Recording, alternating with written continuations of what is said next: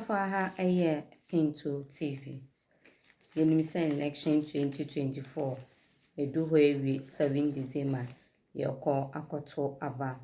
And no enam standing name say party say you know most NDC ne MPP. Na si okopimu NDC party nima. Your communication omo kasama NDC for kasama your former president Mahama. Baby omode nyoma beto. Ekwan ombafa so omobeka nsama ebema eye 2024 7 December abana ekwa akoto no. Ombetumi atu ama ayetimamfo no tu anyosi anfo. Betumi atu abana ama eye former president Mahama. Endi ensamne de bebre na omode ebetudwa. Na yenim se NDC for so de omode omoka se bi ombaba bonti bi ombeke bia no eye didi atem a ensem fatam.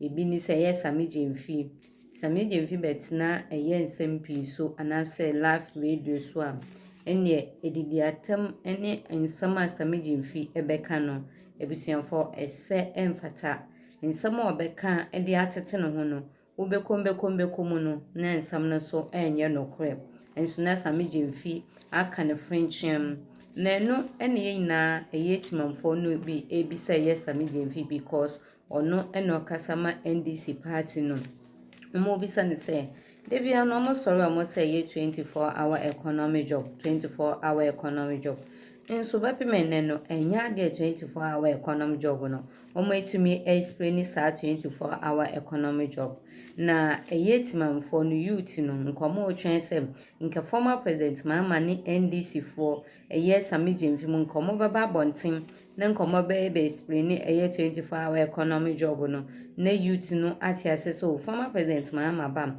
24-hour economy job na ode ba na 24-hour economy job no say enete nenkeche se yehu baby a 2024 7 December nyania ye kwa akoto aba yehu baby ebeto aba no ama eye omampeni obaba bedi omaga na so na no ena omo kase omo de omo ba eye samijemfi mo ne nkofo de omo ba beten nsempi so dia enye didi atema ekotwi ebaaye enomu didi enya asam keto na no enomu bekese so obepim wo MPP party no so sa NDC for ewo communication center omo communication omo kasa mo no sa so no bepim wo MPP mo so omo so wo fantastic eye communication omo kasa ma MPP party no na omo mpode omo kogina nsempi so a enye didi atem ni ade a eye omampeni eba ode betudwa ode bebo omaga na enomu ka ho nsam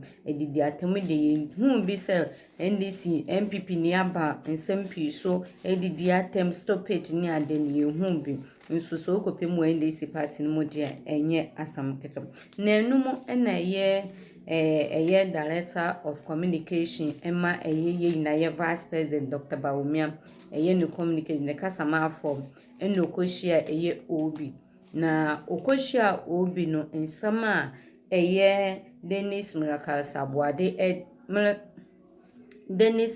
Sabuaje ede tudwa no ebusianfo ese efata na senya eye na papa no ode nsam no eto homo ojine baako na obi to homo mpona cheso ohun ne onka obi afọ because in summer eye director of communication eye Dennis Miracle Sabuaje eye na ye papa ye vice president Dr. Bawumia ne kasama afọ ode tudwa no na chese ato obi so a enye asamketo Debi adam catch us and some say yana meeting say I am in me waste too time. Debi an make us me waste too time because sending some new mood no. Me waste too time crana semester or me.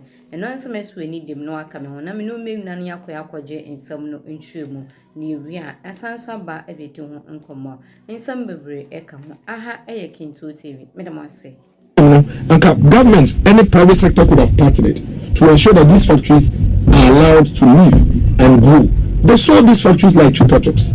There are churches around Jovulu and Tema that are running in factories that used to produce corned beef, sardines, and tin tomatoes and what have you. This country, we are producing katai, you assemble cars, yeah, glass. We are doing almost everything in this country. And you see, that base was wiped out. What it meant is that for this country to be able to build an industrial base, it's not just an issue of you are building from the base. You have to fill a hole. For the hole to come to a certain level, so what you are saying, then you can build from there. And that is why I am begging every young person in this country, say, please, let's stick together. No matter misses our opportunity, because the fact is, apart from this government, no government since 1922, and I added deliberate policy to rebuild our industrial base. That is fact. It may not be as flamboyant as Nanklepe, but I'm say 320 factories, 169 are operational. They are currently ongoing.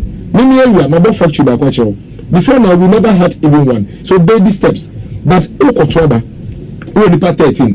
Baako party, Omoba no more factories 300. Baako party, Omoba no was started factory 320. Why 169? They are all two sources. They are open in our marry. No credit say only in our marry. But choices now one. Choices now one.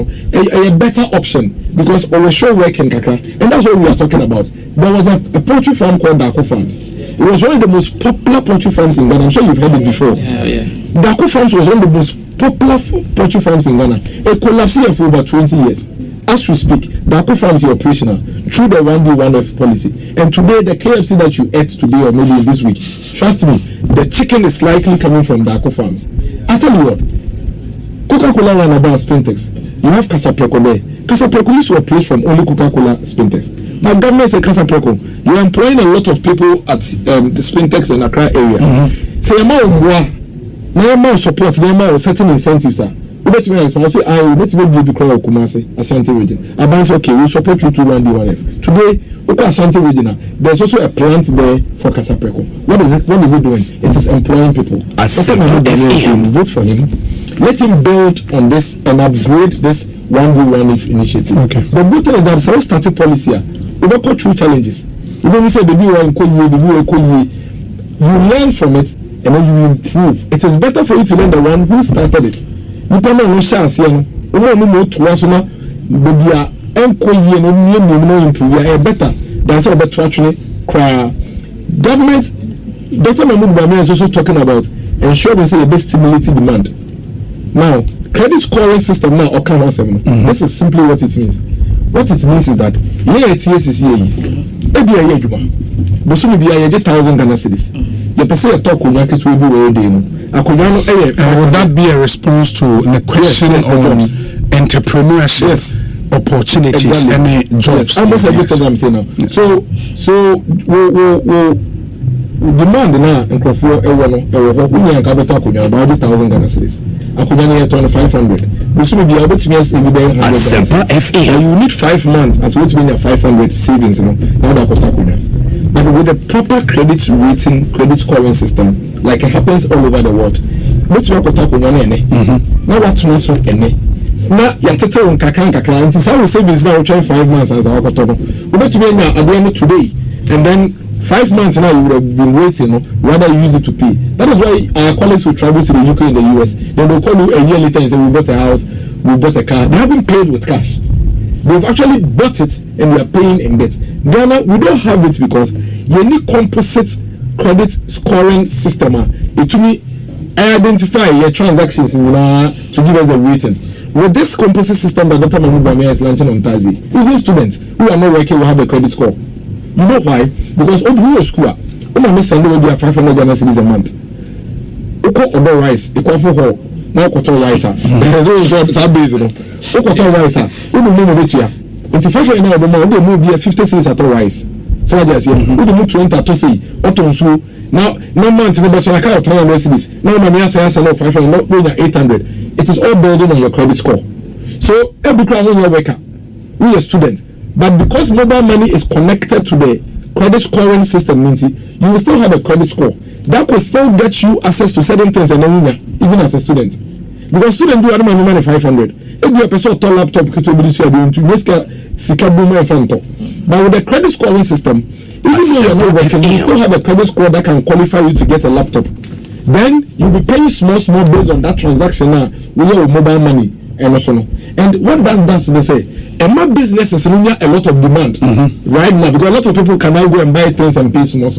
Now when they are getting a lot of demand, what happens? they will have to expand and produce more. And if they have to expand and produce more, what happens? They will have to employ more people. So a very integrated system and plan that Dr. Mahmoud Bawumia is talking about. The flat rate system, the tax reforms, the tax amnesty, these are geared towards ensuring that businesses will have freedom kakra. No need to be concentrating on the Sikana Bimpa and Kaboko tax arrears are reinvested into the business. Now I expand it or setting up SME bank. About 80% of businesses in Ghana are SMEs. 80%. Now, between 80 to 90% of all people working are working for SMEs. Obi, nipa kakre bi companies kakre bi na following 10% on here multi-mega companies. But Ghana, SMEs are from between 80 to 90%. And all of us working in Ghana, about 80 to 90% of us also work in SMEs. Now the man says, let me set up an SME bank. Just like we have ADB supporting Agric. So that because SMEs does remind you bet to focus support for SMEs. That's how SMEs and the SMEs would include businesses and more can say youth net on your Instagram CEOs. The Snapchat, Instagram, TikTok CEOs, there are a lot. Of Instagram, every young girl can CEO. And they are not, and they are doing fantastically well. Obi, I'm telling you, the amount of transaction happening on Instagram, Snapchat, and TikTok today, you have no idea. And why are we able to do this? We're able to do this because some of the things Dr. Mahmoud Bawumia has done. Mobile money interoperability. Today, you can push all the payment that have been made to you. Payment and converting on your mobile money meaning the mawa about five. No pushing in there for mobile money. So now the quarter of car bank, GCB, Stanchart account. You don't even have to struggle with it.